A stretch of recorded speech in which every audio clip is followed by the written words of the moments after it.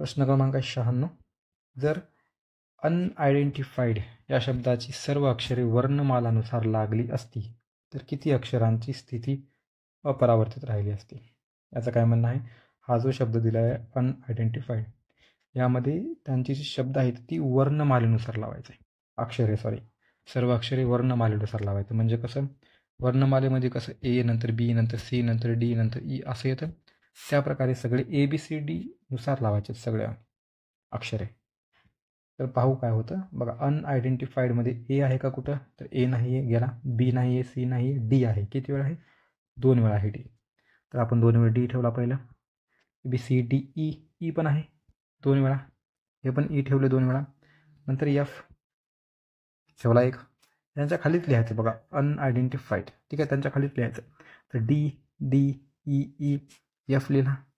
FGHI I आहे का? हो आहे, एक आय ठेवला इथं. आय दुसरा एक आणखी आहे आय, इथं पण ठेवला. आणखी एक आय आहे, सॉरी इथं एक आय आहे, बरोबर. तर 3 आय आहेत, तर 3 आय ठेवले एकानंतर एक. आणि ह्याची स्थिती परावर्तित झालेली आहे. म्हणजे वर पण आय आहे आणि खाली पण आय आहे. तर इकडं बघितलं तर वर यू होता पण खाली डी आला. वर एन आहे, खाली डी आला. वर आय आहे पण खाली ई आला. समजतं तुम्हाला?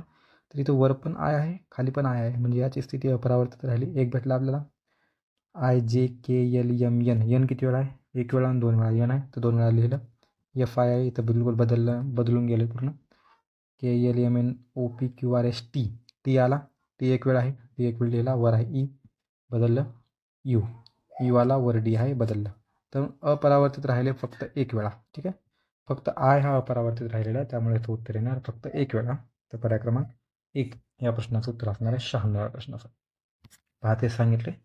पुन्हा एकदा प्रश्न बघून घ्या. हा सोपा आहे एकदम, काही नाही.